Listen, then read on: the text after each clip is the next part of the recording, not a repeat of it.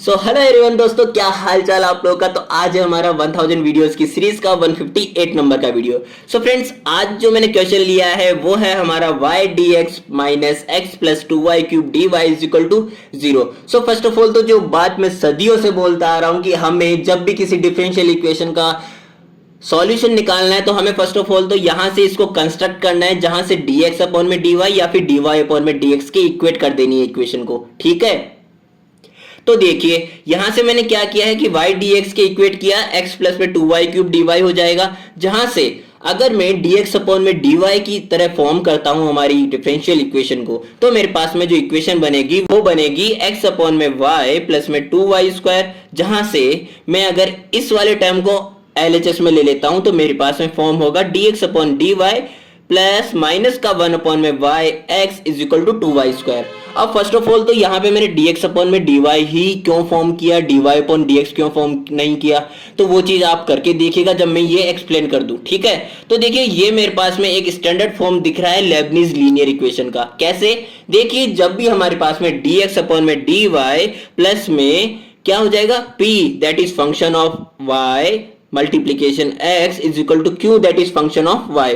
यानी कि हमारे पास जब dx अपॉन में dy फॉर्म हो रहा हो ना, तो हमारा x का किसके रेस्पेक्ट में हो रहा है डिफरेंशिएशन, y के रेस्पेक्ट में हो रहा है। तो हमें जो p एंड q फंक्शंस होंगे ना यहाँ पे, वो फंक्शन भी y के ही मिलने चाहिए। ओके, एंड जिसका हमारे पास डिफरेंशिएशन हो रहा है उसमें हमारी जो डिफरेंशियल इक्वेशन है वो लीनियर होनी चाहिए। तो यहाँ पे x भी लीनियर है, तो हमारे पास में कंडीशन फुलफिल हो रही है dx अपॉन में dy के लिए लेबनीज लीनियर इक्वेशन मेथड को अप्लाई करने की। ओके, आती है इतनी बात समझ में। यही बात जो मैंने बोली वही बात मैंने यहाँ पे लिख भी दी है कि it is the standard form of Leibniz linear equation which is linear in x that is dx upon में dy प्लस में p that is function of y multiplication x is equal to q that is function of y also.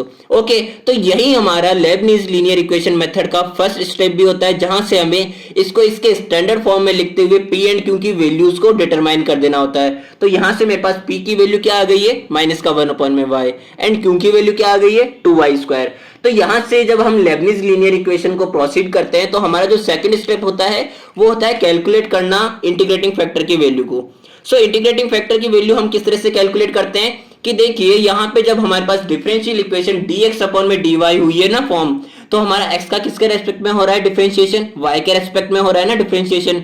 तो हमें e to the power p जो है, e to the power integration of p का हमें integration भी y के respect में ही करना पड़ेगा, क्योंकि after all p and q हमारे फंक्शन किसके हैं, y के हैं। तो हमें p का किसके रेस्पेक्ट में करना पड़ेगा इंटीग्रेशन, y के रेस्पेक्ट में करना पड़ेगा। इस सीक्वेंस में हम लेबनीज लीनियर इक्वेशन मेथड को अप्लाई करने के लिए याद रख सकते हैं। ठीक है, तो यहां से मेरे पास में p की वैल्यू जब मैं रखता हूं तो मेरे पास आ जाएगा e to the power integration of minus 1 upon में y dy। सो यहां से 1 अपॉन में y का इंटीग्रेशन हो जाएगा log y। ठीक है, अब देखिए यहां से -1 जो है ना, इसको मैं अगर इसकी पावर में ले जाता हूं by the help of power property of logarithmic function, तो यहाँ पे 1 अपॉन में y लिख सकता हूं मैं। ठीक है, एंड यहाँ पे इसका बेस भी e है एंड ये भी ऑलरेडी e की पावर में ही जा रहा है, तो यहाँ पे हम क्या लिख देंगे, log बेस e की वैल्यू क्या हो जाएगी 1, जिसको हम 1 अपॉन में y लिख सकते हैं। तो हमारे पास इंटीग्रेटिंग फैक्टर की वैल्यू क्या आ जाएगी फाइनली 1 अपॉन में y।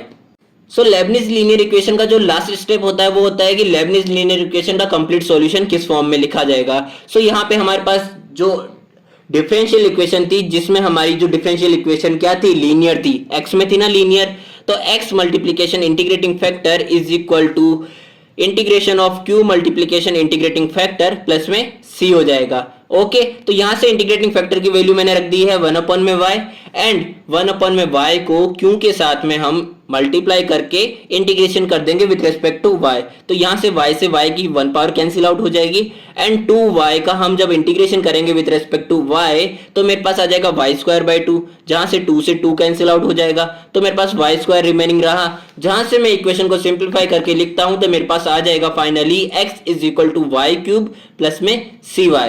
तो ये था हमारा आज का सॉल्यूशन का आंसर। मिलते हैं हमारे नेक्स्ट वीडियो में। थैंक यू सो मच देखने के लिए।